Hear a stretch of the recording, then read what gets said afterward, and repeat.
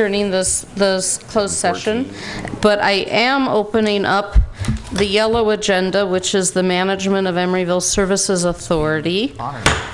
And please call the roll. Well, Somebody? Sure. Anybody. Okay, Councilmember Donahue. here. Councilmember Asher. Here. Councilmember Martinez. Here. Vice Mayor Davis. Here. And Mayor Atkin. Here. They're all here. Now, this MESA agenda has to do with personnel issues. However, there's public comment. Anybody who wishes to speak on items either on the consent calendar or any other item pertaining to MESA could come forward now. Right, is there a motion on the consent calendar? The consent calendar. Second. Nobody wants to pull anything? No. Okay. Well, I'll be counted aye. So that passes unanimously.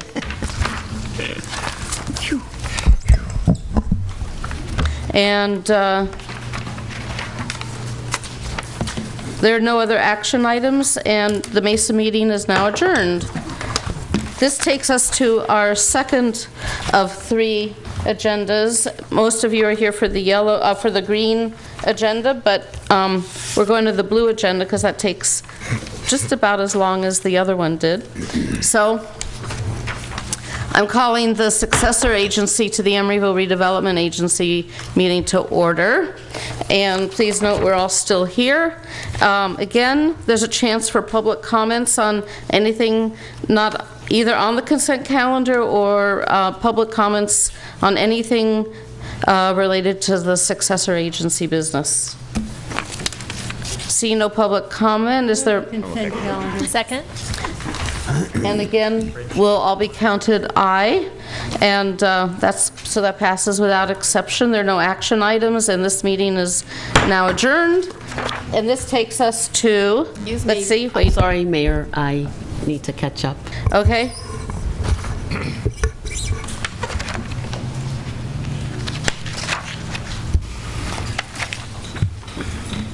Okay.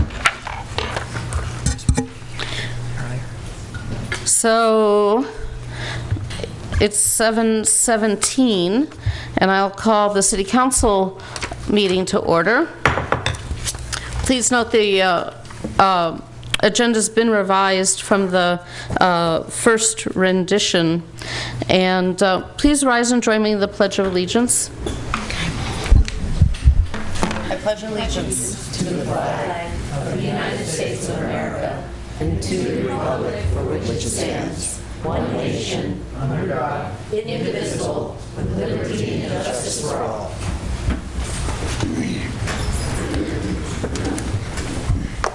It is my distinct pleasure at this point to present this special order of the day. Where are you, Ken? Can't hide. Oh, wow, he's in cities. Ken, what'd you say? He's not in a uniform and he's not in a suit. No, he's already looking more relaxed. Yeah. It's only the second time I've been in long pants since I've left. Yeah. So we would like to honor you for 40 years of continuous and honorable service to the city and congratulate you on your retirement. We do have a resolution, which I'll read. Resolution of the City Council of the City of Emeryville honoring Chief Kenneth James upon his retirement from the City of Emeryville Police Department after 40 years of continuous and honorable service. Whereas Chief Kenneth James was hired by resolution number 75, get that, 1975, 66 of the City Council into the Police Department on July 1st, 1975, and from that time forward has distinguished himself as a valued city leader. And whereas Chief James became a police officer providing public safety services to the Emeryville community, and whereas Chief James was promoted to sergeant on December 20th, 1983, to captain on July 16th, 1989, and to chief of police on July 1st, 1998, where he served faithfully since then. Whereas Chief James has made numerous contributions to the police department, the Emeryville community as a whole, and to the police profession with exceptional professionalism, leadership, integrity, and honor. And whereas Chief James has been instrumental in transforming the city of Emeryville into a vibrant and prosperous community by ensuring public safety, and resolved that the City Council of the City of Emeryville hereby extends its sincere appreciation to Chief Kenneth James for 40 years of continuous and honorable service to Emeryville and its citizens. And be it further resolved that the City Council of the City of Emeryville wishes Ken many more years of fulfilling retirement in the enjoyment of family, spending time with his 2 grandchildren, traveling, and finally getting a chance to give some time to your golf game. So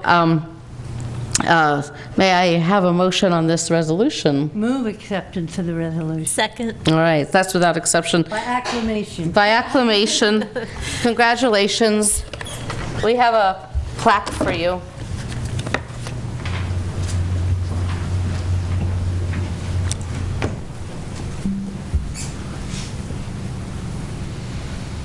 Wow, that's nice. It is nice. Congratulations.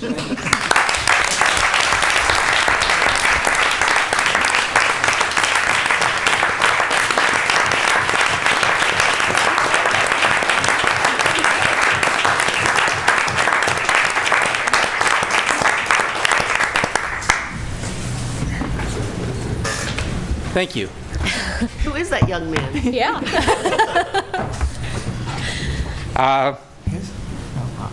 On July 1, 1975, I never thought I'd be standing here today.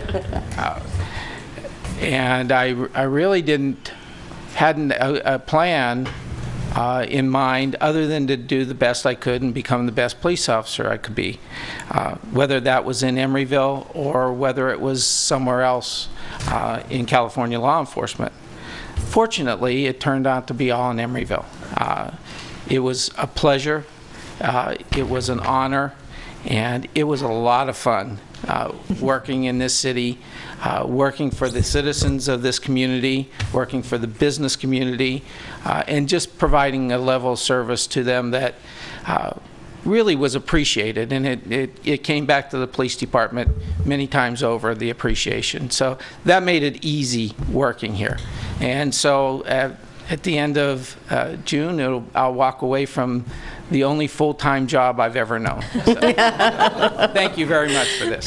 Yeah. And I want you to know that I talked to former Assembly member Nancy Skinner on Sunday. I was over at her house, and your name came up, and she just waxed so eloquent about the assistance that you gave her up in Sacramento. And she said what you were able to do with the Police Chiefs Association statewide just made that work so much easier. So she's very, very thankful. That's very nice of her to say. Yeah. Just tried to do the best we could. Yeah. So thank you. Thank you for you. coming back. Okay. I'm going to take. If you have comment. We have 2 more things that I think should have been special orders of the day. So I'm going to move them up before we get to public comment. We comment on the item that just happened, resolution? They want to comment on Ken. Yes. You want to speak to the special orders of the day? You can come forward. Okay. Hi, my name is Jennifer West, resident, and I just wanted to come and honor Chief James. I was on the council for 5 years, and I knew that we had good service in our police department, but what I didn't know was what leadership he provided in terms of gun control across the state. And it was actually soon after I was elected that I was at a cocktail party, and someone said, "Oh, Emeryville, Chief James." And I said, "Really? What is it about Chief James?" And he said, "Well, you don't know?" I was like, "Oh, I didn't know how important his leadership was in terms of statewide and beyond state, actually, and how he stood up, because it's not easy. And in fact, I knew how special he was when I started receiving hundreds of hate mail emails from across the country about how terrible our chief was because he stood up for gun control.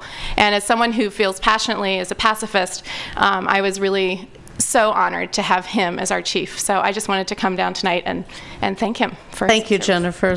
It's nice to see you again, too.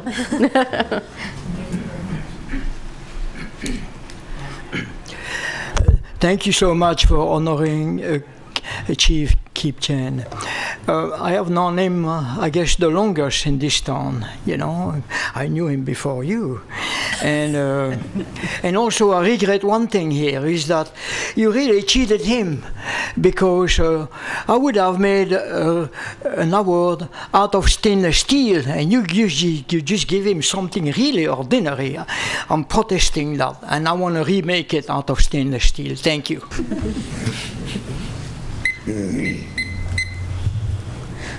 I'd like to speak briefly about Ken James. I've lived in Emeryville for 35 years. I'm a Green Party member, not a Democrat.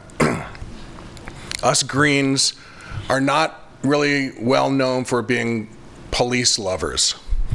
And I myself, I wouldn't characterize as a police lover. Matter of fact, I've gotten to know virtually every Emeryville cop, and they ask me, I talk with them about this, and they assume that I love police, and I have to tell them, no, I don't I just love the Emeryville Police Department. It's a really well-functioning civic governmental agency.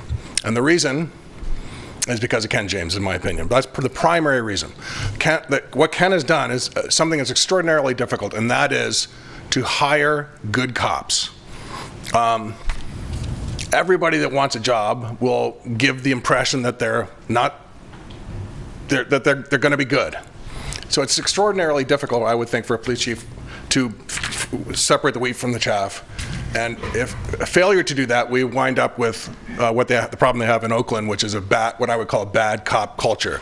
Now, we don't have that here. Here we have a good cop culture, and I think that's due in no small matter because of the efforts of Chief James. And that's what he's done. That's what he's delivered to us as a culture where the police department is really good and is here to protect us. And if we lose our police department, we're right on the edge of Oakland, and it's with a horrible cop situation there, it could be spiral out of control. I just really value Ken. I really thank Ken for all the work he's done to provide us with a department that provides protection for us, which is what police are supposed to do, and that's no small thing. And thank you very much, Ken, for all your hard work in that effort. Thank you.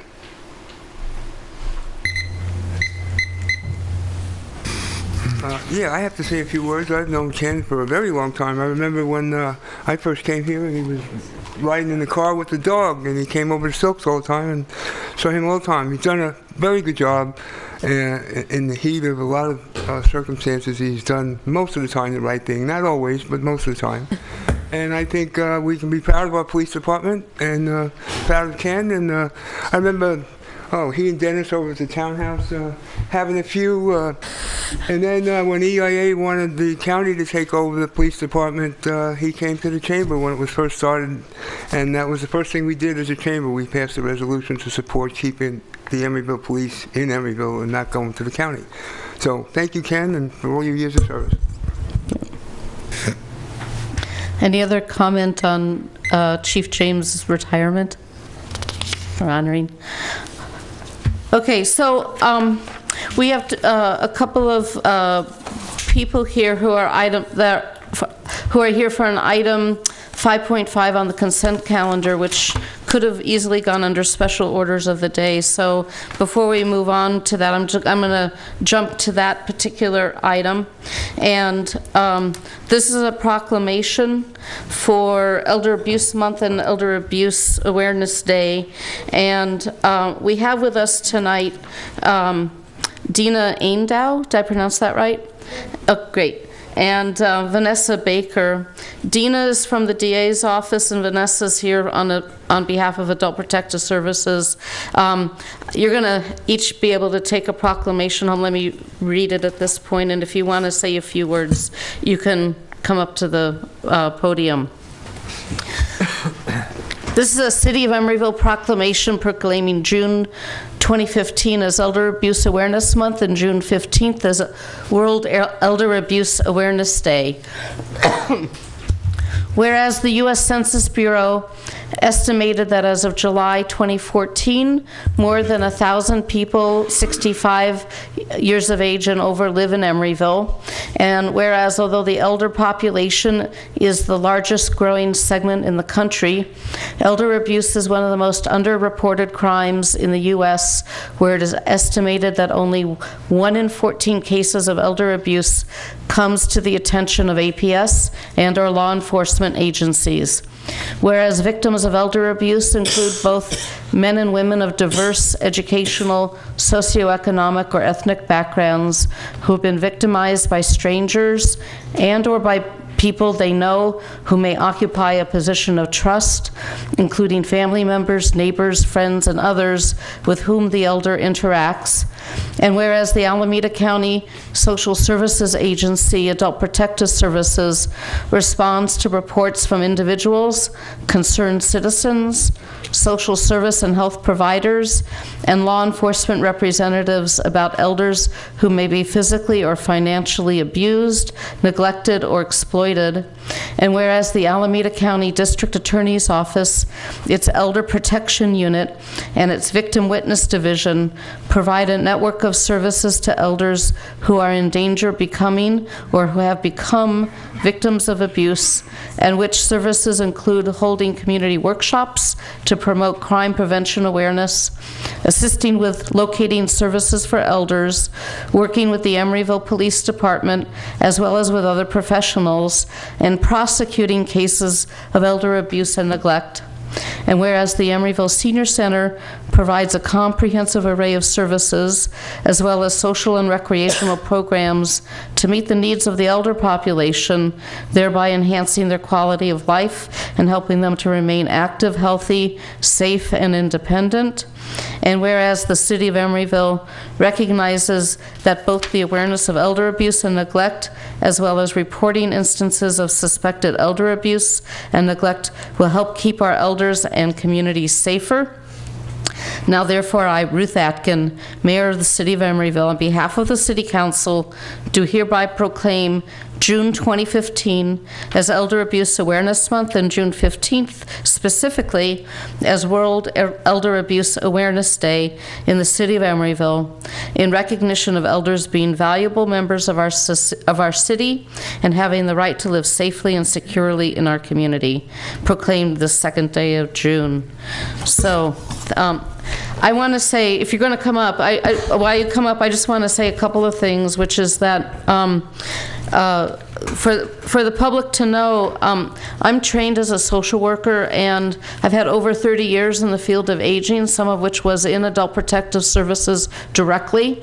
And I'm always very happy to be able to highlight the issue of elder abuse, and in particular, financial abuse of elders seems to be the crime of the 21st century. As it said, for robbers, why do they rob banks? It's where the money is. And after a lifetime of accumulating money with diminished mental faculties, sometimes seniors become very vulnerable to being taken advantage of, being scammed, and people can, I know of cases personally where people have lost their life savings due to these scams.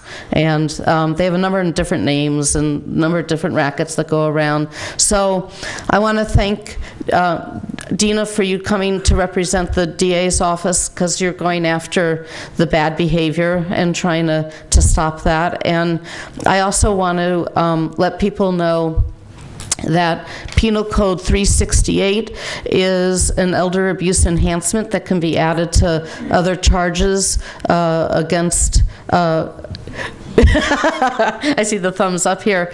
And so whenever it's possible to add that as an enhancement on a charge, then I think it's serves its purpose for alerting people to the issue of elder abuse. So thank you both for the work that you do. You don't get thanked enough.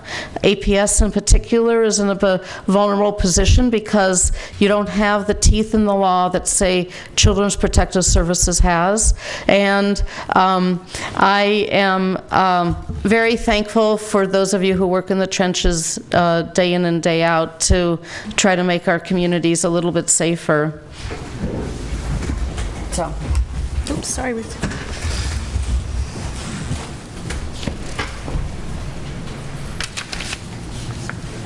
they're identical.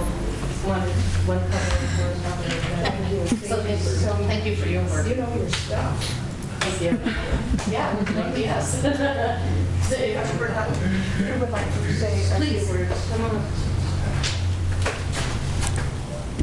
So thank you, Mayor Atkin, members of the Emeryville City Council, and residents of Emeryville.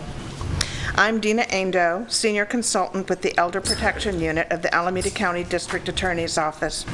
On behalf of Nancy O'Malley, District Attorney of Alameda County, and my colleagues in the Elder Protection Unit, thank you for this proclamation declaring June to be Elder Abuse Awareness Month.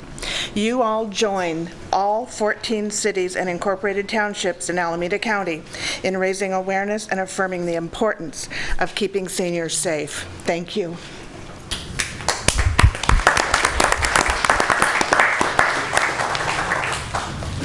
Thank you, Madam Mayor, Ruth Atkins, City Council members, and residents of Emeryville for acknowledging Adult Protective Services and the District Attorney's Office through this proclamation in recognition of June, which is Elder Abuse Awareness Month, and June 15th, Elder Abuse Awareness Day. My name, again, is Vanessa Baker, and I'm here on behalf of Adult Protective Services to receive this very important proclamation. Together with the DA's office, our dedicated staff collaborate to create a much-needed safety net for vulnerable seniors who are living in our county. We work to investigate and then prosecute those who abuse our seniors and so desperately need our services. Again, thank you to the City of Emeryville for recognizing APS and the DA's office. And also, you will see that I'm wearing a purple ribbon in honor of June, Elder Abuse Awareness Month, and I see that so far everybody is wearing them. I do have some more that Madam Clerk has, and maybe she can provide those to anybody. So I invite you to wear those for June. Thank you very much. Thank you. Thanks for coming tonight.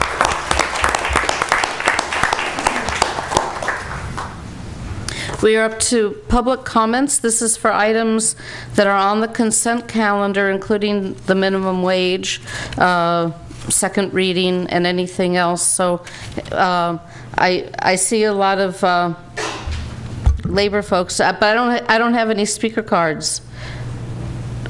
No one wants to speak on this issue? You don't have. Okay. All right. Any other? Okay. Oh, Vanessa, you already said what you wanted to say. And Dina. Okay. All right. You're welcome to stay, but you can go on with your evening, too. We have a long night ahead of us, so thank you. Thank you very much. All right. Mayor Atkin, can we move item 7.3 up and take it first on the agenda? Let me see what that is. We have a lot of people that work hard all day and I hate to have them fit through a couple hours here. It got moved to consent. Wage. It got moved to consent. That's the 5 point. Yeah. What item was that now? Well, on my agenda. Are you talking about the P-bid? No, I'm talking about the minimum wage. The minimum wage. that- Yeah, that's on consent. It's on consent now. Then I'd like to pull that off consent. Okay, let me see what number that is. 5.15.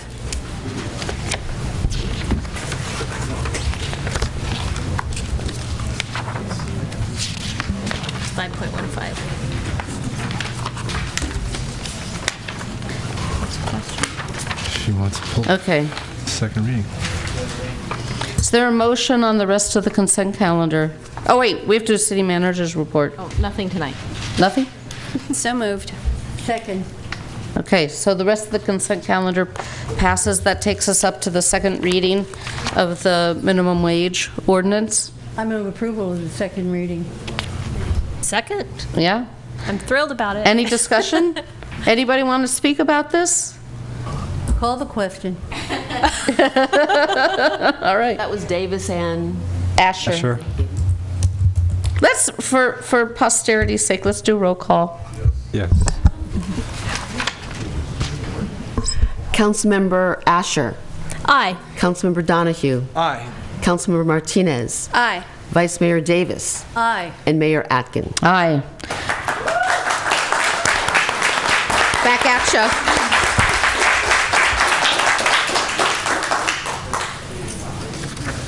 You're welcome to stay or leave, as you so wish, either way.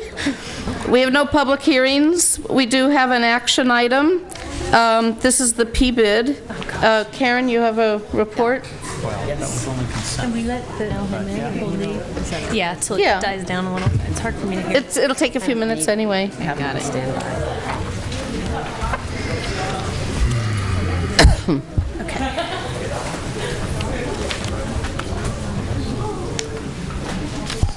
It's a little faster than I was expecting.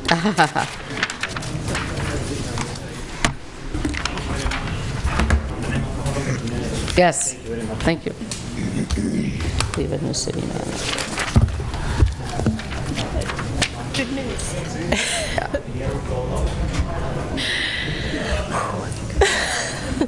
Yeah. At the time, I'm like, what is he going to do? Ken James has still. That's correct.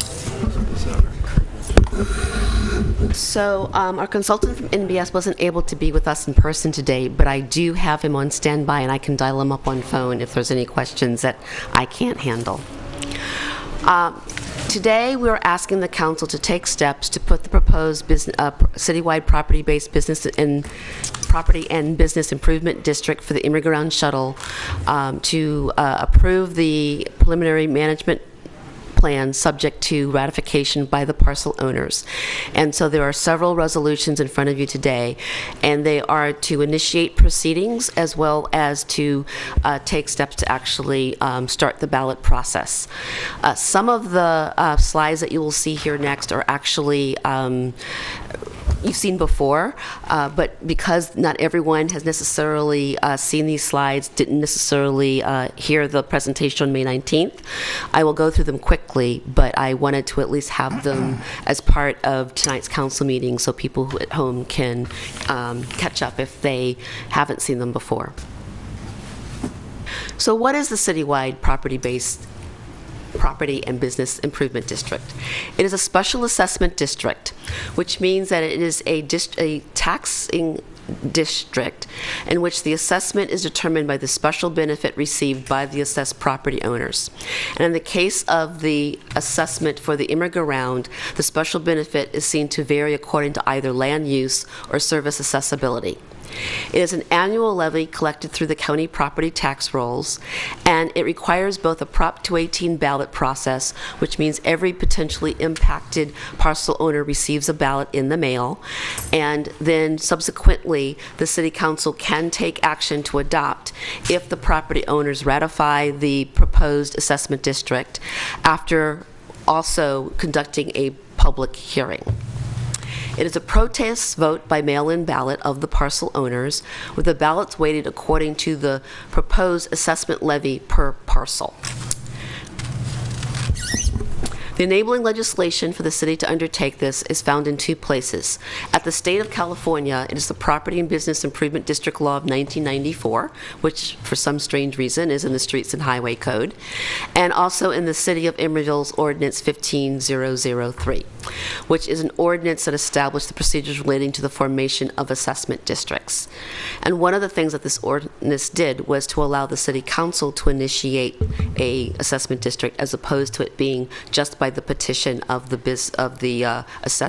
potentially assessed property owners. Oops. So just to summarize the assessment district, I know you have probably listened to this quite a few times before. is that the assessment levy will be based upon the trips generated by parcel land use, and there are 26 categories, as well as service access. And that's the difference between about 80% of parcels in the city are within a quarter of a mile of a 7-day service route, while the balance, or about 20%, are on a 5-day service route. And so there's a weighted assessment based upon proximity to the 7-day or the 5-day route.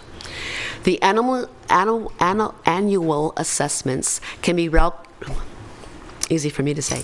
The annual assessments can be recalculated for changes in land use and or service access if warranted. So for example, if the 5-day service became a 7-day service, or if a parcel that perhaps was a more low trip type, such as a hotel, became a shopping center, which is a higher trip generation land use.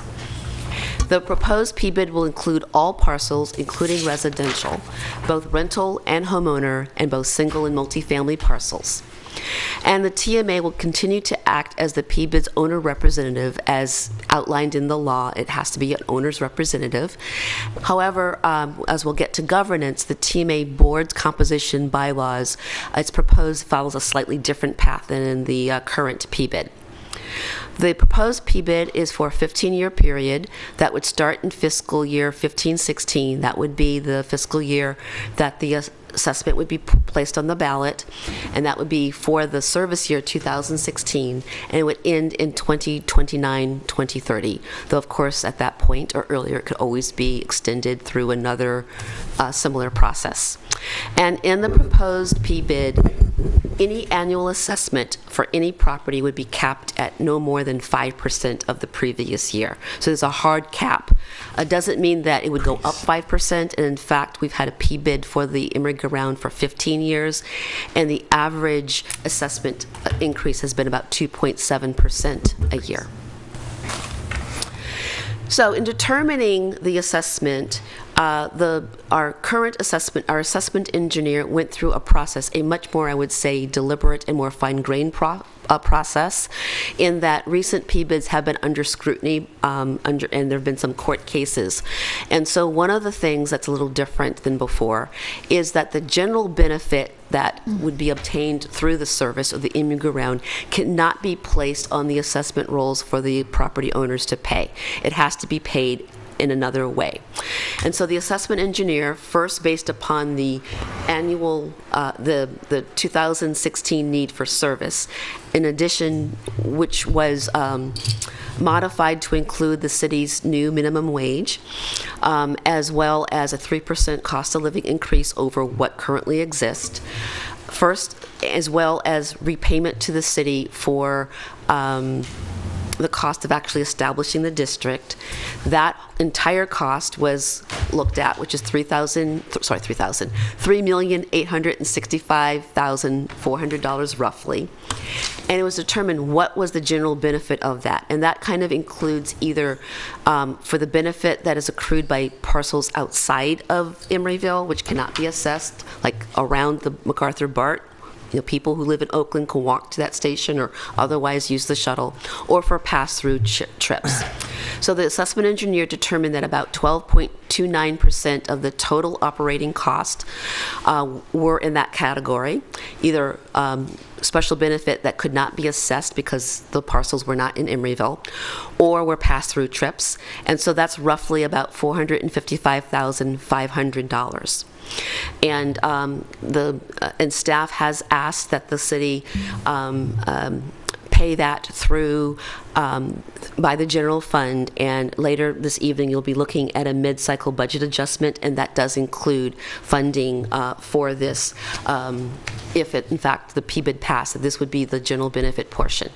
So the assessment itself would raise for 2015-16, about close to $3,410,000.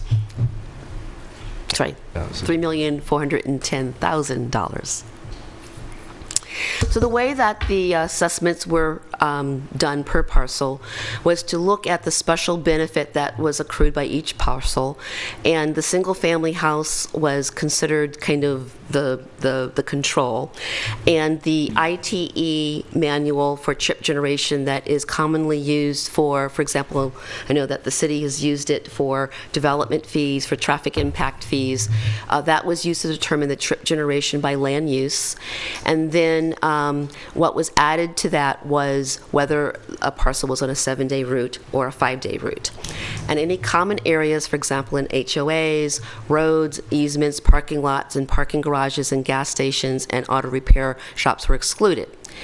This was because either these are square footage that don't in themselves generate parcels, they're part of the land use that does generate those trips, or in the case of a gas station or auto repair, you're not going to use a service to go to a gas station to gas up your car. So these are ones that, there's no special benefit because the purpose of going to that parcel is an auto-related trip. So here are some of the, to give you a sense of the proposed assessments by by the different land use classifications, and I've highlighted some of the most common. The management plan itself, which is attached to attached to the agenda item, and I have a copy here, will include the specific assessment for each parcel in the city. And that will also be included in the ballot that is provided to every parcel owner. So you can determine exactly what it is that you would pay under the proposed assessment district. So just to hit some highlights, for a single-family residential that receive 7-day service, it would be $171.52 per year. And for a single-family resident that is on a 5-day route, it would be $122.47 per year. So these are both per year cost. For an office, it's on a it's per 1,000 square feet, and so an office on a 7-day route would be just under $199, and on a 5-day route it would be a little over $142. General retail shopping per 1,000 square foot, and again, these are all annual cost, would be a little over $770 per 1,000 square foot, and on a 5-day route, a little less than $550 per square foot. Light industrial would be $125.21 per 1,000 square foot, and on a 5-day route, a bit over $89 per square foot. And for multifamily residential, which is the lion's share of the residents in this city, if you were on a 5-day route, it would be about $111.50 per year, and per year, and on a 5-day route, about $79.60 per year. And then the last thing I showed was warehouse, which would either be $63.46 for the 7-day route or $45.31. And again, this is all included in the management plan like this to give you the basic categories, but there is also a attachment which gives the assessment for every parcel, including city parcels.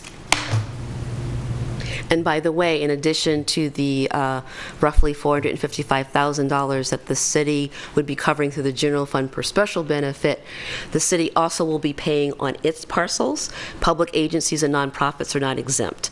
And the city's parcels, which includes the marina, as well as our square footage, is roughly $100,000 per year. So this gives you a bit of a breakdown of the percentage that each kind of large type of land use would be paying. I kind of collapsed the categories. So you see that previously, I would say the current P-bid, retail, that it was about 90% commercial and 10% residential, but then not all residential parcels paid in. Only rental properties or a few condominiums that had conditions of approval that paid for the service. Under the current P bid, about 80% of the assessment will be paid by commercial properties, including retail, office, warehouse, industrial, and about 21% would be residential, be paid for it. And just as a bit of information, while this is based upon trip generation, not use, residents now are about a third of the riders that use the Emeryville. So if you look at it that way, the difference is still that the use is very heavily residential. So governance. So because I know that this has come up a lot in the community about what the governance structure would be and a concern of how the governance would be done, I actually put here the exact words that are in the management plan that the parcel owners would vote on, and I did in blue the highlights. Essentially, as according to the state law, there has to be an owner's representative, essentially someone who's representing the owners who are paying into the district, and that is the TMA, which is a nonprofit organization whose membership consists of parcel owners that are assessed under the district, in which case this is every parcel in the city, and that the TMA would be governed by a board of directors whose membership is designed to equitably represent all stakeholders in areas of the city with specific provisions for representing residential parcel owners as well as commercial industrial parcel owners. And the way that this would be done is that the TMA's board's composition and TMA bylaws shall be ratified by a general membership meeting of the TMA, which is all the parcel owners who are invited to come to this meeting, and then incorporated in the city owner representative agreement between the city and the TMA.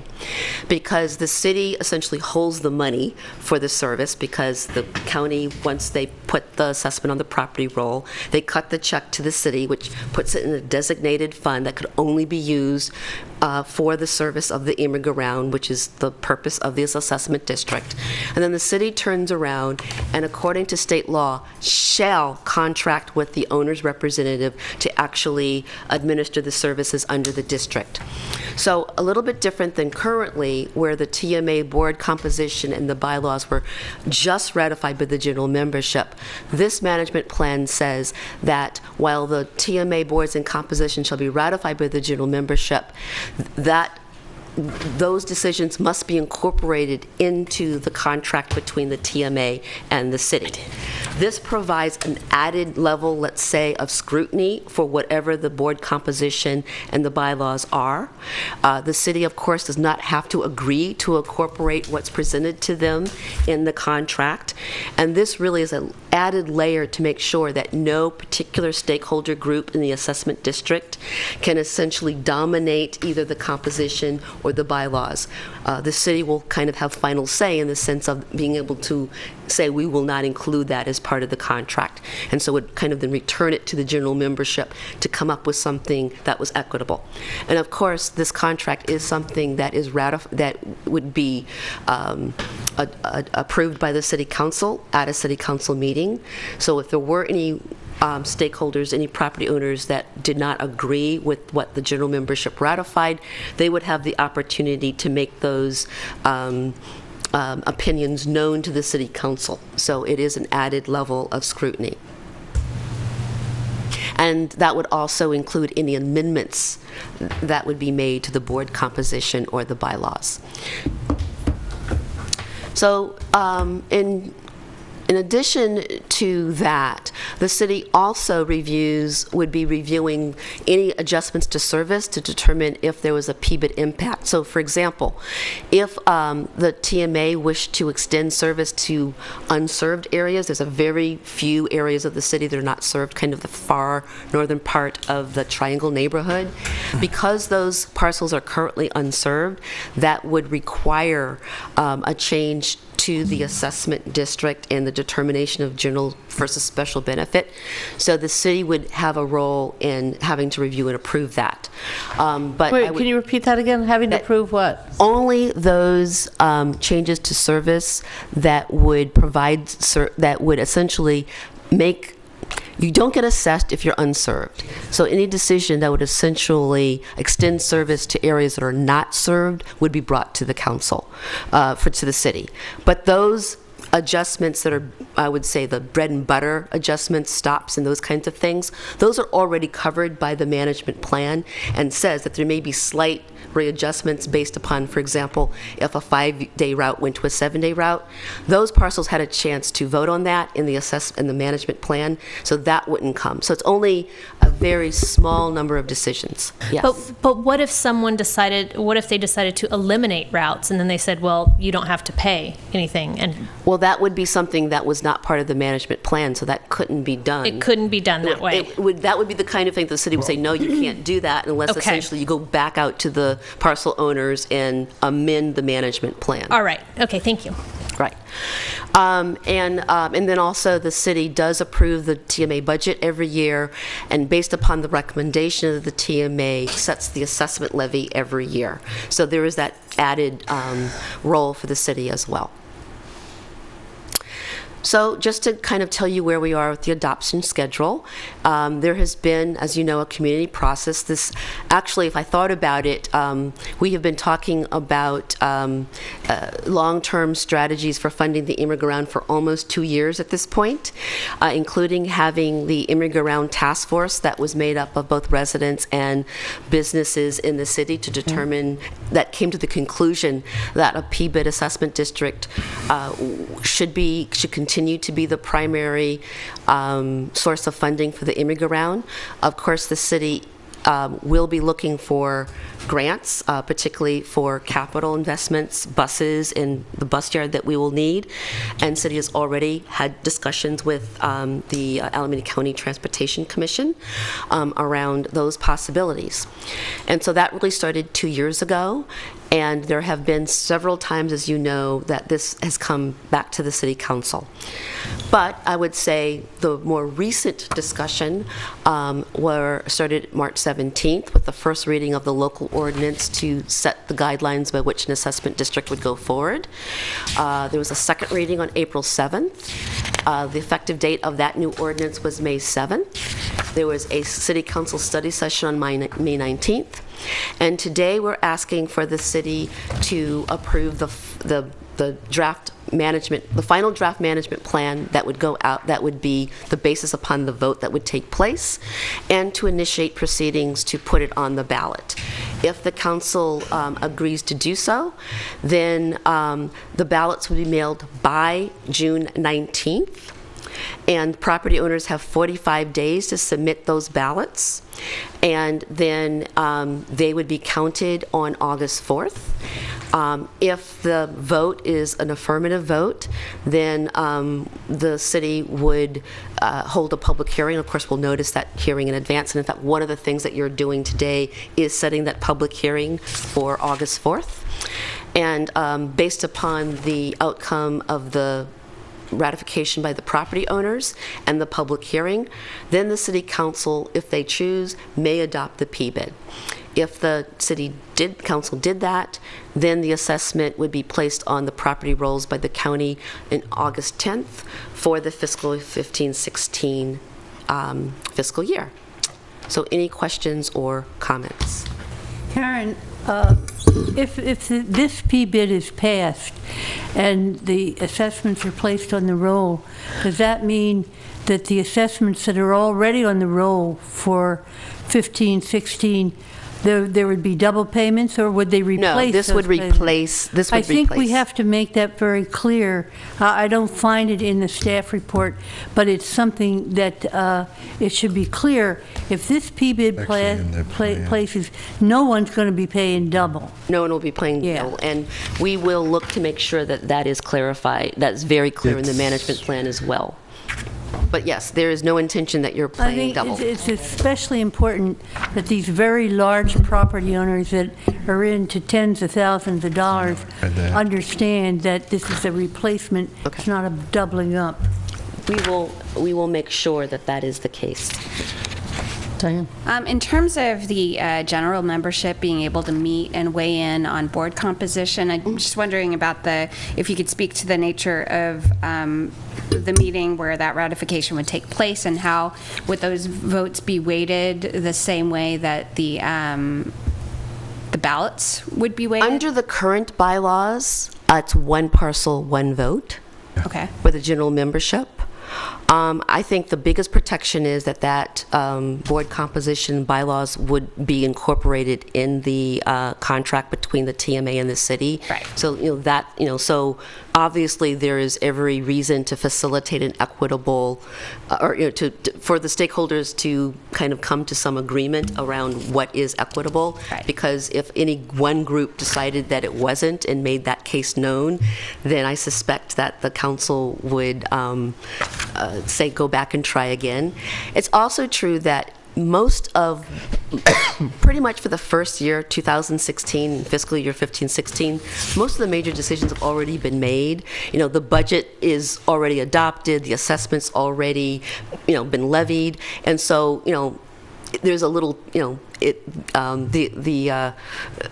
what will happen in the next year has pretty much already been determined, because that is what is in the management plan, what happens for 2016. Karen, what kind of a process is there during this vote? I'm not anticipating, but I'm contemplating that on the one hand, we have these very, very large property owners that have big, a lot of votes, and then we have individual property. Is there a mechanism for proxies? Say a whole group of individual homeowners got together and they wanted to do something. Could they? Is there an allowance for proxies? No. Now, this is what they do in the homeowners association. If they're voting for the board of directors, I believe they allow under proxies. the current bylaws there may be, but again, what the bylaws going forward would be, that is still to be determined. So I think that's something we really have to look at, because individual property owners, one-on-one against the big guys, that doesn't work.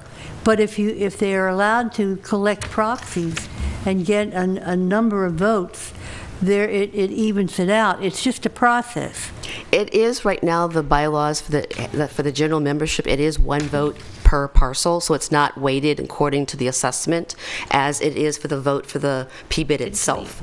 And so quite frankly, it's more likely that residents will come to a general membership meeting than a lot of businesses. So from that point of view, I think it's more, I think, going forward, whether or not the one parcel, one vote is something that the general membership and the council thinks is the way to handle the general membership.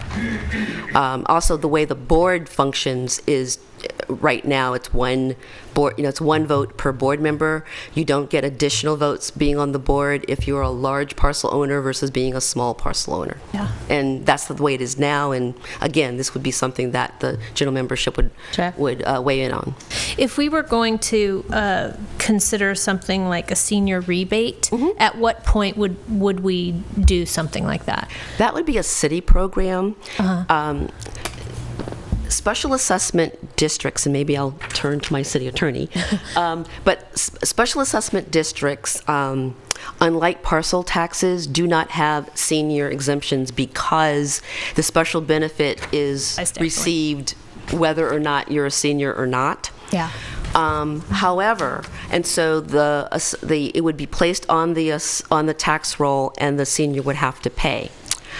However, the city can separately from that process decide to have a rebate program. And if that is something that the city council is interested in and would so direct staff, we would come up with a program and bring it to council for consideration at a later date. And maybe I don't know if our senior city attorney, or did I explain it correctly? But Karen, that would have to come out of the general fund, right? Yes, it would. It wouldn't come out of the revenues for the go-round.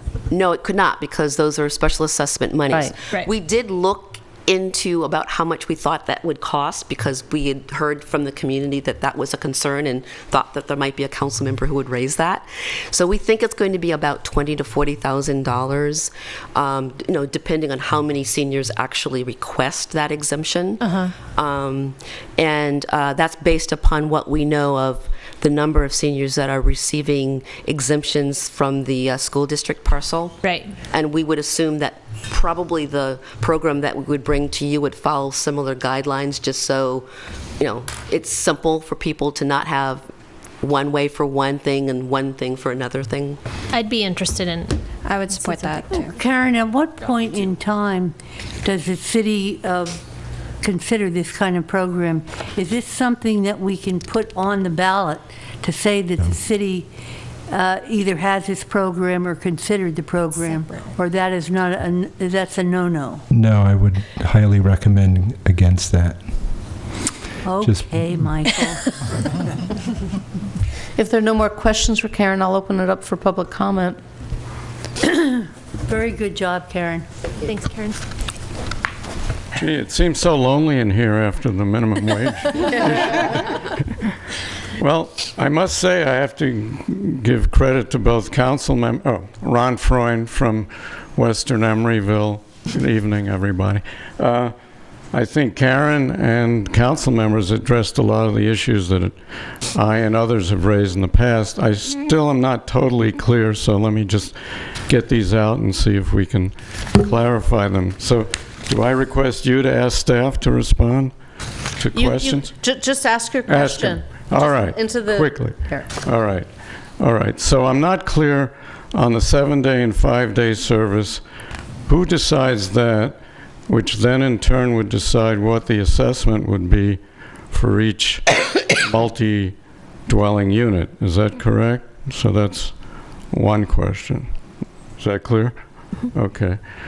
And does that come after we have voted, or will it come before so we know what we're voting on? Okay. Secondly, the senior rebate that two of you at least, and I think three, can you go ahead and instruct staff to look at preparing something like that tonight? So that's two. Thirdly, on the governance issue, there was one area that we didn't speak to, and I still am not clear on, and that is the disestablishment of the PBID. On the one hand, I saw the engineer's report say there are many different conditions under which it would be done, and the only one that you would have total leeway under would require a supermajority, which in other words would be 4/5. So I'm not clear. Is that a requirement under PBIDs, or can you simply say that the disestablishment will be by majority? So I can handle. Does that? Okay. Karen, are you prepared to answer those questions? Yes. The 7 versus 5-day route question is based upon a parcel being within 1/4 of a mile of a stop there, and they actually looked at road access. So it's not like a radius in which, you were across the railroad track, so maybe you were within 1/4 of a mile, but you couldn't get to that stop. So they actually looked at, how would you actually access that stop? And so about 80% of the parcels in the city are on a 7-day route. And and I would say the 5-day route is essentially the Hollis route. And a little background is, that is a route that there isn't a lot of, retail, and, there's not a lot of parcels when the route was done that are 7-day businesses. So that was done as a 5-day route. And then the 7-day route was because at the time, there were a lot of parcels that were interested in 7 days. So it's not an either or, it's determined by what the parcel is. So right. We can assume we'll be on the 7-day route at Right. the Watergate area. And you can look up your specific parcel to know exactly it is, but yes, if it's pretty much the railroad tracks in west, I would say, is a 7-day route, and then the Hollis is the 5-day route. In terms of the rebate, I think I counted to 3. So the staff will bring that program back for the council to be able to implement, assuming that the PBID is established. In terms of the disestablishment, I believe, and the city attorney can weigh in, that is part of the city's local ordinance that requires that any assessment district district, for it to be disestablished by the council kind of at will requires a supermajority. Yeah, I would just add, state law does provide for disestablishment proceedings, but it's limited in certain instances like malfeasance, whereas under our code, the council with supermajority vote has the ability to disestablish it for really any reason.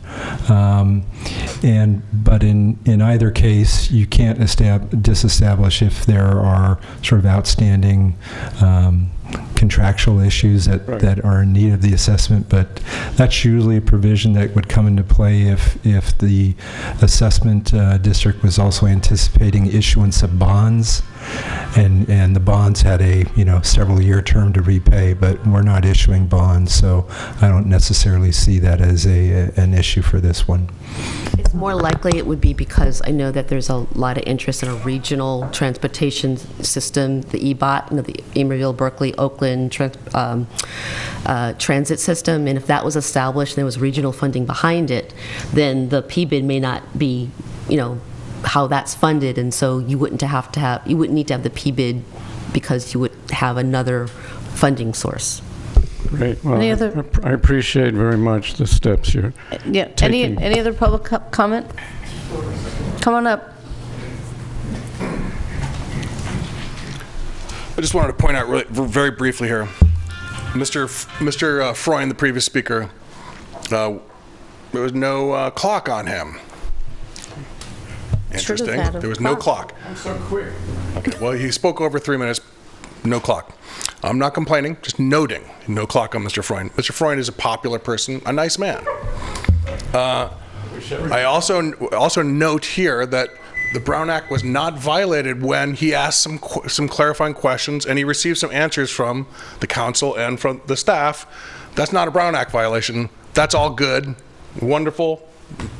Information was put out there for the public edification, and that's all good. So just remember, citizens may ask questions, and the council and the staff may answer simple questions with clarifying questions. That's legal. Just so in the future, just keep this in mind. What happened just this moment ago, that was fine. It's legal. Just keep it in mind, please. However, I would like to request that the clock be applied fairly and equitably to all people, even unpopular people. I apologize. It's rather hard sometimes for me to keep track of the time when I'm also the staff person who's providing the agenda item. Let's try to make sure that everyone's treated fairly and equitably here. That's all I'm requesting. Thank you very much. Betsy Cooley, resident. So I guess I don't really understand I thought I understood it because I've been following this for several years. I've been following this for several years, and I thought I understood the one vote per $1. But then the idea that the one vote per parcel, it's sort of like either way. If it's one vote per dollar, for example, Watergate, just as an example, because it's a really large development with 1,249 units, and so that's about 1,249. Well, anyway, if you multiply that by 100, whatever that comes out to, that's less than about half of what Wareham, which is one parcel, has, and so we'd have to get absolutely everybody in Watergate would have to vote one way to counteract what half a vote of Wareham would do. And so that to me doesn't seem, that seems a little bit uneven, but also the reverse seems really a little bit strange to me, the one parcel. I mean, the fact that my vote would have the same weight as Wareham doesn't sound really reasonable to me either. So I don't really understand that. And so one of the things that I liked about the current board composition, although they don't currently have a residential person on board. But if you had one or two, some people would like to see two residential things. That I could see, but having it all set out so that my vote is equal to a large company's vote, I don't really understand how that's going to work. And the other thing I don't understand is when you talk about saying that the membership will vote on possible changes to the bylaws, which could include what sorts of seats are on the board. And because the last vote that took place, that's what it was about changing the residential seat so that it could be either resident or business. That's always going to be the larger majority of the large companies. They're always going to have the majority. So presumably they would not eliminate the residential. But when that vote took place, there were only either 16 or 18 votes out of all the people assessed, because nobody votes on those things. They don't participate. And so that makes me a little bit uncomfortable to think that a very small group of people who are interested and participate, and that includes me. I do participate, and so I do have opinions about these things, but I'd like to feel that there's some sort of fairness to the way it all works out. And I'm not saying that I have the solution. I'm just saying that I think that these are things that need to be taken into consideration. Okay, thanks. Mr. Carpio?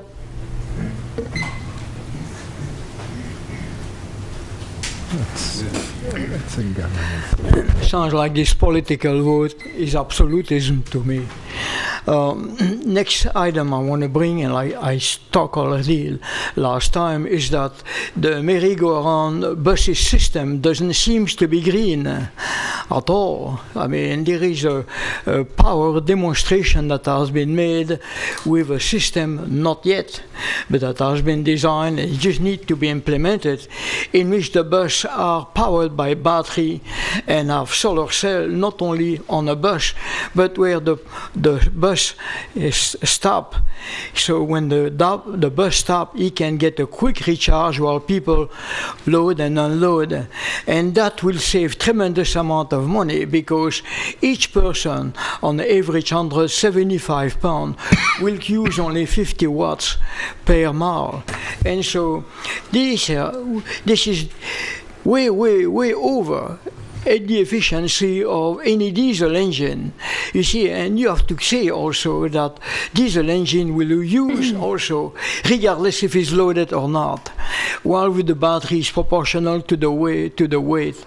And also, we have lots of sunny day.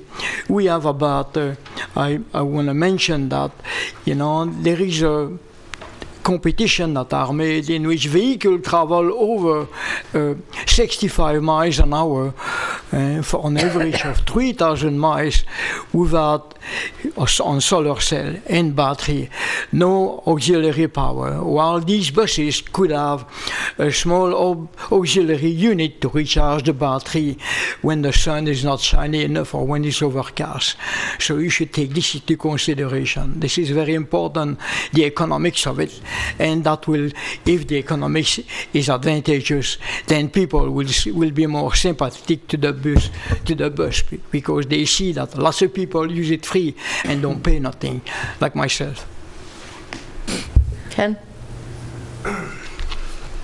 Well, we haven't seen the engineer's report, so I don't know if it would be, well, I haven't seen it. Been asking for it for a long time. He was supposed to let us know when it came in, so we don't have that. It's in the packet. Okay, well, it wasn't in the packet I saw. You know, I think this whole assessment could be open to challenge, but the thing about it is that it's not fair. I mean, the board isn't fair. I mean, you should know what the board composition is going to be before you vote on this. I mean, saying that we're going to do it later, that's not right. And we haven't seen the engineer's report. I don't know when it was ready. You know, trying to get documents from the city clerk's office, we got this thick of ridership information, and each page has no information on it at all. Paid $28 for it. You know, we've been wanting to find out whether this should be a public system or a private system. There's millions of dollars of state cap and trade money coming down for transit, and do we know whether we're eligible or not? Why should we move forward with this without taking a look at those options? I mean, all we've ever asked is to make this fair and to look at the options. We've never had any opportunity to look at any other options. I guess it doesn't matter. So you want to assess residents. Well, none of the residents have any direct notice that they're going to be assessed. People at 1500 Park, whatever other residents you want to assess, they don't know anything about it. Not one thing about it. You've had public meetings which are poorly attended. Don't you think those residents deserve the opportunity to know about it? But you know why they don't know about it? Because the vote's already in the bag. Those four corporate people on that board control that vote. And that's all there is to it. There's never been any justice. The assessments haven't been fair. All these years, you have one part of town with 5-day service, the other part with 7 days. Now you're going to address it, but what about all the years that it hasn't been fair? Everything's ignored. The board is in place. Ware has been in control for a long time. I think it's time for that to stop. So, I mean, this says right here that only special benefits can be assessed. And the special benefit is those conferred on the property owners, which is not conferred on everybody in this district in general. And that's not what's happening here. Watergate has express service. Isn't that a special benefit? I don't know. I think you guys will make a mistake if you go forward with this tonight. I think you could wait. It wouldn't hurt. You got a whole another year before this would have to be done. And rather than, I can't say it's going to be a challenge, but it's possible. And I think you should wait. Thank you. I would like just to say is that we sent a postcard to every parcel in town about the last study session. Right. I got we got it. Did that say they were going to be assessed? Well, So, obviously, every property owner will get a ballot to vote on the assessment district. Can you silence your phone? Is there any other public comment on this?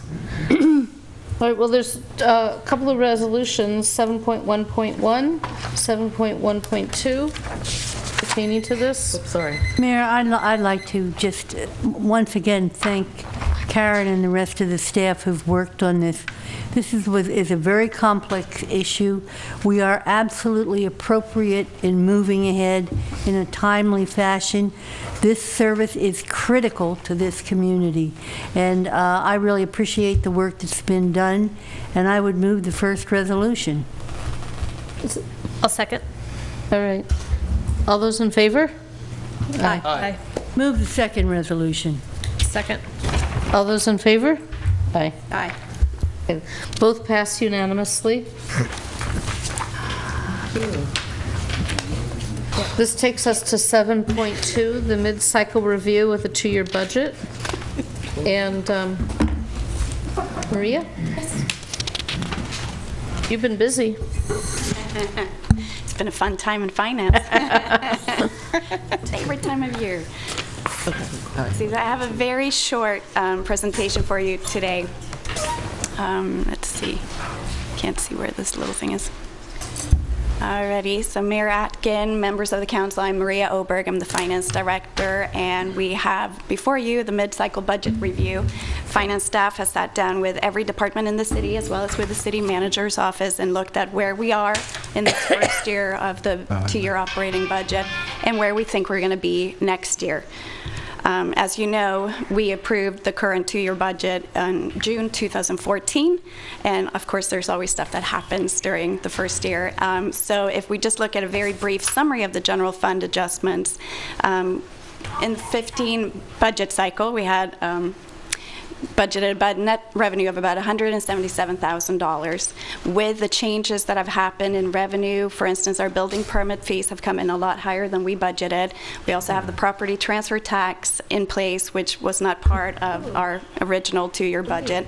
We are looking at coming in at projected fiscal 15 year-end results of about $2.6 million in net revenue. Look to fiscal 16, we budgeted net revenue of about $50,000, and with the changes, again, it's fees and permits from building activity and the property transfer tax. We're looking at net budgeted for the amended budget of $131,000. Here's a very quick summary of the changes we're seeing to the general fund revenues. Again, the most significant one, of course, is real property transfer tax, but also transient occupancy tax keep increasing, and that is consistent with what other cities in the Bay Area are seeing, so we're not overly optimistic here. General fund expenditure adjustments, very minor in 2015. A lot of the decreases in expenditures you see there is a shifting of budget dollars to 2016. In 2016, we have some increases related to the minimum wage ordinance, both administration and also what we're paying our part-time employees, as well as with increased permit activity, there's an increased cost for those contracts that are associated with that. Back in December, when we took the CAFR to you for approval, we promised we would bring something back about the unassigned 2014 general fund balances. They were about $12 million. And we have a council-directed policy saying that a minimum of 25% of budgeted expenditures must be held in reserve, with a goal of bringing it up to 50%, including the Economic Uncertainty Fund. And then long-term, we should come up with something to make them even bigger. In this case, since we are so close to closing out fiscal 15, our recommendation is that we fill the reserve goal up to 50%, which would leave you an available unassigned fund balance of about $1.8 million. And we have some suggestions for that.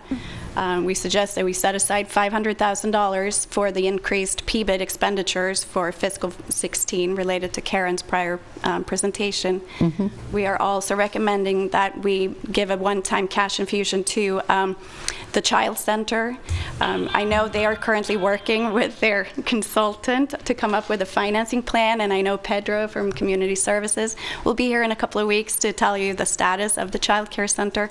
But for now, we think a one-time funding of that would be beneficial. So that said, that leaves a little bit of extra money, so we will be over 50% in reserves. But again, in the fall of this year, 2015, when we bring the CAFR to you, we will come up with a long-term plan for you with more of a long-term, like 5-year forecast with suggestions and options for you to use these unassigned fund balances. There are... I thought we were going to weigh in on that $700,000 tonight. Yeah, you can if you wish. Okay. You certainly can. You absolutely can. My recommendation is not necessarily yours.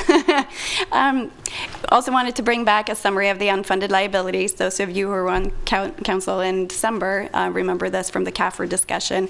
This is just a status report based on our actuarial valuations of our retirement and our other post-employment benefits, the retiree medical benefits that we have. I would caution you to not get too hung up in these ginormous numbers of the unfunded liability.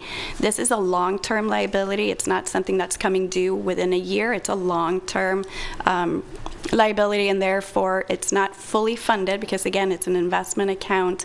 The funding status you see, anything in the 80 to 90% is actually quite good. You do not want to fully fund your unfunded liabilities on the retirement and OPEB side.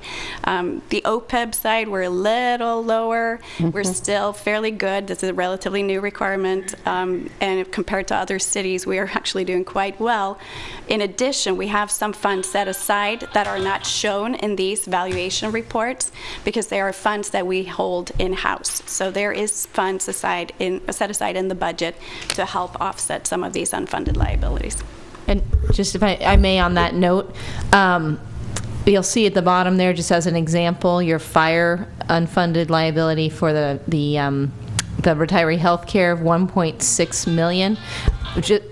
As an example, we have set aside all of that into a side fund at this point. So that's something that when they bring the 5-year forecast back with some recommendations, that's something I would recommend that you go ahead and move that into something like a CalPERS trust fund. So then you would be 100% funded or 90-something% funded for the fire, just as an example. That is all I had. Maria, do you know if we're going to be subject to the healthcare Cadillac tax in a couple of years? Ian, I'm sure you know about this. Yeah. The Cadillac tax, we receive our health care from CalPERS, so we're dealing with a very large agency that doesn't have a lot of agility. It's sort of the big player in healthcare, and that is something that they'll be addressing at that level and something we can bring back information on. So we haven't made that determination whether we're going to be subject to that Cadillac tax in terms of our employees at this time. Don't know. Okay. They'll bring it. Would it be possible if we could hear from Bill Reuter as a representative of the Finance Committee? These are citizens that have taken their time to go over these figures in this budget, and this community involvement is very important to us. If you could give us you want to talk? Your comments. You were kind of set up. Well, we had a chance, of course, to look at this at the last meeting of the Finance Advisory Committee, and on balance, I thought it looked pretty good. nor I share your constant and continuous concern about unfunded liabilities. I was very pleased to see that that's all taken very seriously and that the staff has got their eye on that. I'm also pleased to see that our reserve funds are in good shape, and that was helpful. The adjustments, these midterm adjustments, I thought they were reasonable based on the ebb and flow of such things as the transfer occupancy tax. So from my point of view, when I walked away from the meeting, and I think this is shared by other members of the committee, we endorse this midterm adjustment. Things look pretty good. The ship's afloat. Hope it stays that way. Good to hear from the citizens. Is there any public comment? Well, I have some questions. Okay. This is a theoretical question. Aiming at higher and higher reserves seems great from a security point of view. We never know what major catastrophe could happen, but is there a downside to having high reserves? And what would you say that downside, or some of those downsides are?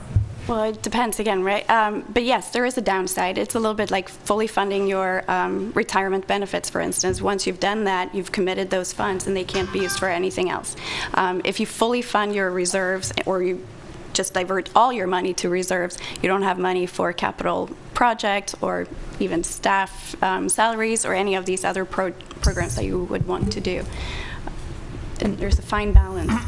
And if I may, also on the reserve, our target percentage here is 50%, and I will be honest with you, when I first got here, I thought 50%. But when you're looking at it in terms of absolute dollar terms, it's not that much money. I mean, if you had a catastrophic event, I mean, what is it? You're at just over $15 million that we've set aside. It's not, in terms of order of magnitude, that much money. It's a large percentage, but it's just because of the size of our budget. So I think it's right on. Okay. Any other questions from council? Yeah. I just want to point out one of the additions that is on the table this evening, and that's crossing guards for Anna Yates Elementary School. And this is something that the parents at Anna Yates, along with the principal, really want, and I'm glad to see that it's in this proposal and that the city is helping with this. Municipalities all around us have crossing guards, and Anna Yates being bound by Adeline and San Pablo, and those people being so little, it's really important that we make sure they're safe on their way to school in the morning. So I'm grateful to see this on there. Any other comments? My only comment on the crossing guards is I thought the sentence that said the school district would start picking up the tab in 2 years. In 2 years. Was a little misleading. Well, it's part of their conditions of approval for the ECCL. I'm thinking about their bank account. Well, yes, we know that, but I have a comment also around OPEB, and I think I might be in a minority position here on the council, but at one point our OPEB liability was $10 million. And at one point in time, Emeryville had reduced it by 70% down to about $3 million. And then now I understand the OPEB liability has started to creep up again. It might be more like $4 or $5 million. So it seems to me that I'm not in favor of kicking the can down the road. And I've been a minority position on that as well. You have my support on that. You know that. And when we've had excesses and decide where to put them, more has gone into the economic uncertainty fund than I've been comfortable with relative to what's gone into OPEB. So the OPEB problem just seems to go up exponentially over time, and that if we nip it at the lower down earlier on, then the problems aren't going to grow quite as large. So I just want to let you know that this one council member wants to be as aggressive as possible about OPEB because it's a long-term liability that just grows exponentially. Make that 2 council members. So let's see if this is It's an action. an action item here.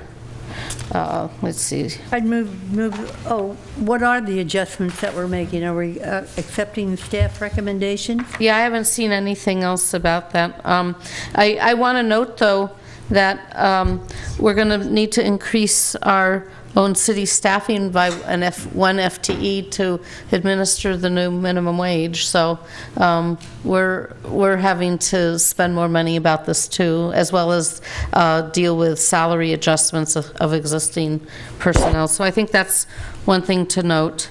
The salary adjustments are about $80,000, and then $125,000 on an ongoing basis to administer the minimum wage. And you talked about the crossing guards. Yes. I think that's a nice collaboration and a good thing to do, and has a pretty low price tag on it, yeah. All things considered. Yeah. And so is there a motion on the resolution to adopt the mid-year adjustments? Second. Okay. All those in favor? Aye. Aye. Okay, so that passes unanimously. Thank you so much, Maria, for your work, and for everybody else who played a role. Ian, I'm sure. Michelle. I'm sorry, is that Mayor? 7.21 There was a second resolution regarding appropriations. Move the staff recommendation on the appropriation. Second. So we have money. Ooh, feedback. Okay, all those in favor? Aye. Aye. Aye. Okay, that also passes unanimously.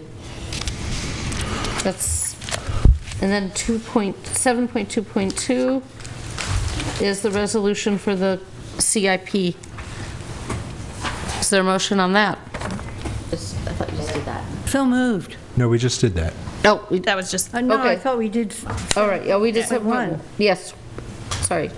7.2.1 and 7.2.2. Okay, this takes us to department heads. Planning Director, Charlie. Yes, You've been busy. we have been pretty busy. Planning Commission met last Thursday. They only had 2 items on their agenda, but they were both big weighty items. They had a study session on the proposed regulations, incentives, and guidelines for multi-unit residential development. Of course, this was a follow-up to the joint meeting that you had with the Commission on May 2nd. They had some additional thoughts on the matters, and I think it's moving along, it's evolving, and we'll be bringing it back to you for another study session at this point tentatively scheduled for your September 1st meeting. And then they held a public hearing and approved the final development plan for Parcel C of the Marketplace redevelopment project. That is the grocery store and 66 units of residential with parking above the grocery store. On your dais in front of you, you should have a fact sheet that is a summary of the Commission's approval of that item. Just for your information, it gives the unit breakdown and some of the key comments that the Planning Commission had. So that concludes my report, and I'd be happy to respond to any questions you may have. Just let me note that that second item, the FDP, is appealable to the City Council within 15 days, which I believe would be by a week from this coming Friday. And if the Council wishes to consider calling it up for review yourselves, this would be the time to do that.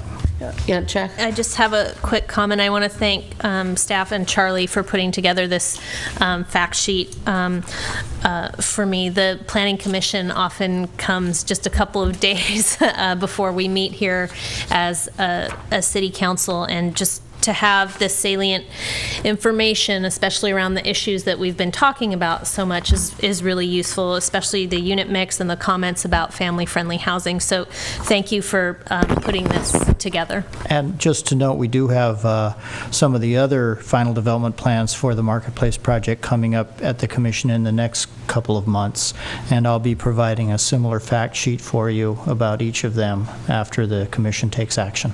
Thank you, Charlie. I have some questions. Yeah.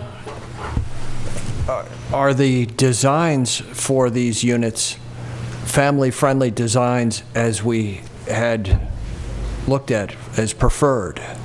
Yes, they are. The applicant has been working very closely with Arnold Mammarella, who is our design consultant. He's the same gentleman who was here at your last meeting when you adopted the family-friendly design guidelines. He's been very closely involved in the development of the design guidelines, so he's very familiar with them. He's had numerous multi-hour meetings with the development team on the design of their units. I would note that a few of the units he was not 100% satisfied with, and the commission did include at staff's recommendation a condition that they continue to work with us and him until we're happy that those units do in fact totally comply with the family-friendly design guidelines. I have a question. Are we going to have an opportunity to know how that's resolved and when it's resolved, whether those units are going to comport with our guidelines? Well, I can certainly report back to you. I mean, we're just talking about little details about where the dining room table is placed and things like that. But I can certainly report back after we've done that. But Are there any other questions? So are we going to be asked to vote on the 66 units of housing and the entire project at a future date? No, this is a final development plan. The final decision is by the city council, by the planning commission, unless it's appealed to the city council. Okay. The way a PUD works as a planned unit development is the city council approves the overall plan for the site, which in this case was done back in 2008. And then the planning commission makes the decision on the individual buildings. Unless it's appealed. Unless it's appealed. Unless it's appealed. Doesn't come up here. Is there public comment on this item? On this item? I have paid very close attention to the family-friendly design guidelines that you all passed. The Planning Commission also passed them. And I've paid close attention to the public marketplace development. And I'm here to say there's no way any reasonable person could conclude that that project comports with the family-friendly design guidelines. With specificity, Mr. Bryant, too. Typical unit plans, bedrooms, and how bedrooms are accessible to the common space within a living unit. The problem with this project is virtually every apartment or condominium, I guess they're apartments, virtually every one falls under the rubric of unacceptable according to the family-friendly design guidelines. And the reason why it's unacceptable is because the bedrooms enter onto the living rooms and the dining rooms and the kitchens, and that is expressly verboten according to the family-friendly design guidelines. The guidelines are very clear about that. As a matter of fact, they show typical acceptable floor plans and unacceptable. And what is unacceptable is that condition where the bedrooms open up onto the living spaces, like the living rooms and the dining rooms. So this development project, the public market, is chock-a-block with bedrooms that open onto living spaces. So I'm not making this up. There are some units that do comport and do have bedrooms that are off of hallways, which is what they're supposed to do. And those are called in the public market development project, those are called the townhouses. All the other ones, matter of fact, virtually none of the other ones comport with the guidelines with vis-a-vis this specific problem. So I would like to have Mr. Bryant address that. And I don't see how we can say yes to these guidelines and then right away say yes to this project, which turns the guidelines on their head. I think if we're going to let this project, the public market project, go through, we have to suspend the guidelines at least until the project goes through, and then maybe we could vote to have them become the law in the city again. But as I say, there's no way any reasonable person can look at the design guidelines that you passed and then look at the public market project and say that those two documents comport with each other. Just no reasonable person could say that. Thank you. Any other public comment on this? This isn't an action item, it's for information. Yeah. Could we ask some more questions, like what Mr. Donahue just said? Is that true? Is it true that the vast majority do not comport with the family-friendly preferred? No, that is not true. There have been multiple study sessions on the Marketplace project, and there are multiple buildings in the Marketplace project. There are 2 other residential proposed buildings that haven't been approved yet, and there's this one. I believe what Mr. Donahue is probably referring to is one or more of the other buildings, and probably some of the previous plans that were shown at the study sessions. I don't believe he was at the public hearing where the Planning Commission approved this. Be careful here. I may be misremembering, I don't know. But at any rate, our consultant showed floor plans, overhead, and walked the Planning Commission through the design, and the Planning Commission was satisfied that they generally complied with the design guidelines, with the exception of the ones that they wanted a little more tweaking of. But they were satisfied with our design consultant's analysis. Okay. Any other department heads? Yeah. Pedro. Hi, Pedro. Good evening. I just wanted to announce that we do have some location changes due to the senior center remodel. The senior center programs, most of them will be held at the rec center. Some will be held at Ralph Hawley multi-purpose room, a lot of the exercise classes.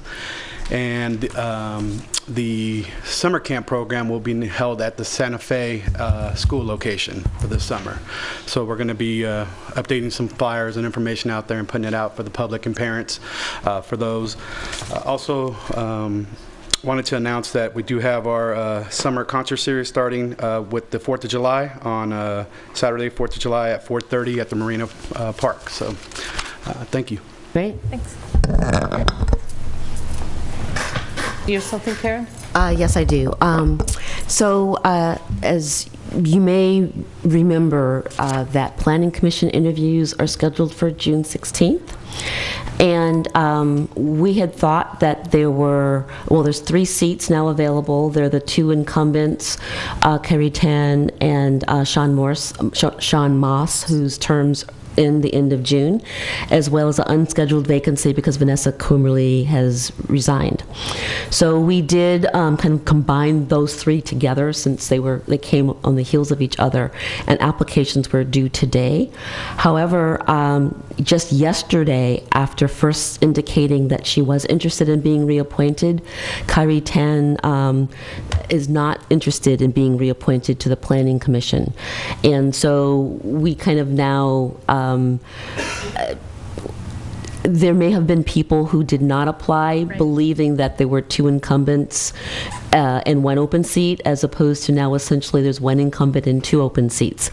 To date, we've only received 3 applications, and staff believes that just in the interest of now telling people that who might have held back, that we'd like to do like a special e-news, and as well any council or anyone out there to encourage them to apply by extending the application date to kind of the